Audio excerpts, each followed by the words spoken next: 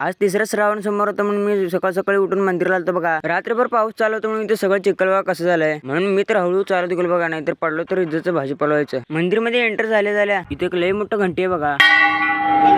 घंटी ते मारून इथं आत आलो तर रांगोळी बघ कसलं भारी काढले. श्रावण सोमवार म्हणून गर्दी पण लय बघा. मग मी पायाचे पडून थोडा वेळ बसलो. मग इथे प्रसाद म्हणून अभिषेक ते ठेवले होते बघा. मग मी पण ते कप घेतलो बघा. आता अभिषेक ते प्यायला चालू केलं बघा. ते अभिषेक ते पेलेले कप याच्यामध्ये टाकून दिलो आणि आता घराकडे ते निघालो. मग नंतर थोडा वेळ ते गल्लीत कट्ट्यावरती येऊन बसलो होतो. आता चालत शेताकडे ते निघालो होतो. जाताना ते महादेव मंदिर मध्ये ते काय तर होतं बघा, मला पण माहित नाही काय होतं. आता मी शेतामध्ये ते पोहोचलो बघा. विहिरीमध्ये पाणी बघा किती जास्त वाढलंय. आता देवाची पूजा ते केलो बघा. मम्मीने ते मिरचीचे रोपे ते लावलेत बघा, म्हणजे घराला पुरेल तेवढे ते साईडला लावलेत. आता मेन काम म्हणजे इथं कांद्यामधलं गवत काढायचं होतं, ते काढायला चालू केलं बघा. आता दुपारी 2 वाजता जेवण ते केलो. आता म्हटलं परत कामाला लागावं लागतंय. मग परत गवत ते काढायला चालू केलं बघा. आता इकडचं तर सगळं पूर्ण झालं, फक्त तिकडचं खालचं राहिलं, कारण तिकडे चिखल आहे म्हणून. चिखल नसलं असतं तर तिकडचं पण सगळं पूर्ण केलं असतो. चला आता ब्लॉग आवडला असेल तर लाईक आणि फॉलो करा.